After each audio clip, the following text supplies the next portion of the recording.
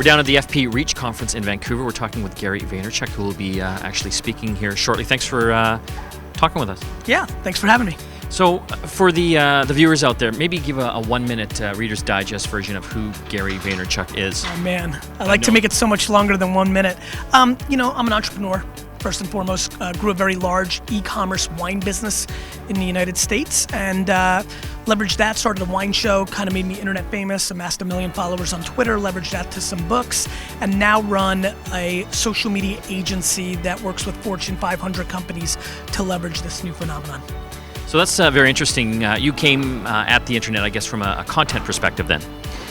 Yeah, I come at the internet from, I'll say this, I love social media because it sells stuff. I come from it as a retailer, as a businessman, and as a salesman.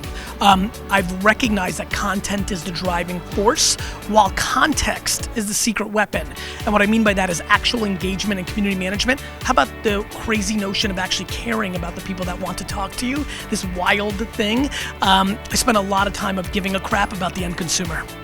So it's interesting because I know a lot of businesses, whether that's like a Fortune 100 company or even a small business, are struggling with social media. They don't really know how to engage it. Some are dismissing it. What are your thoughts?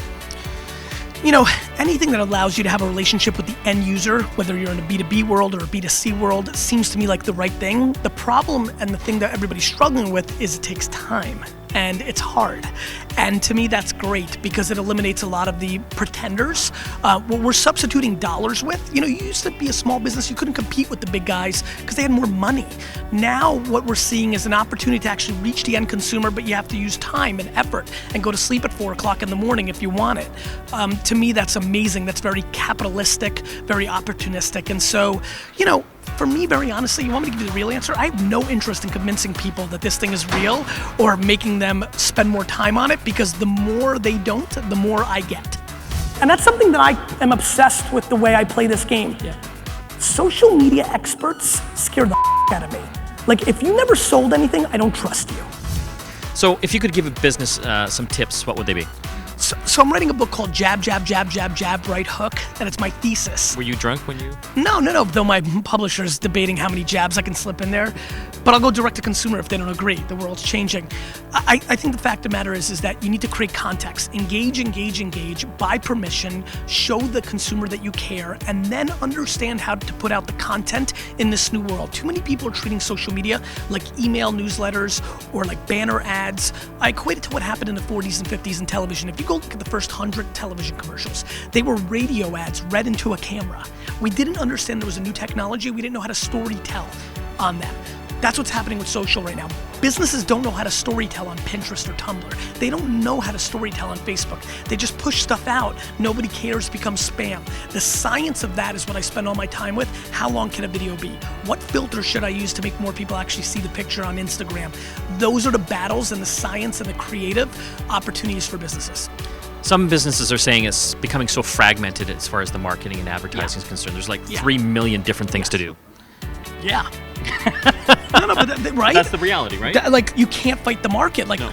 Please, I wish that I could only do television and billboards and newspapers and be done with it. Marketing got really hard, and it's going to get even harder. The fragmentation of our eyeballs and ears, our attention, is on like Donkey Kong, and at the end of the day, when you're marketing, you're trying to storytell, and now there's a lot more places to do it. So you can either cry about it and say this stinks, or you can adapt. Technology doesn't care about us marketers and businesses. It's gonna do its thing. Consumers are gonna do their thing. It's up to us to adapt to it, and you're darn right, it's harder than ever. So what are some of the opportunities then, do you think? What's the low-hanging fruit for businesses? I think the biggest opportunity is actually a very tough one, and it happened to me. In 2006, I saw Twitter. I intuitively believed in it, and I went in all in. And I think that too many people are half pregnant when they see new technologies. They wait too long. I think the biggest opportunity in tech is new platform comes out. If you believe in it, if that's a place where you think you can tell a story, you need to run and land grab, because there is a land grab. My first 200,000-300,000 fans on Twitter were much easier than the next half. And for somebody jumping on Twitter now, it's impossible. So jumping in when you see something new. I'll give you a good one. Rebel Mouse is a new site that I think is really interesting.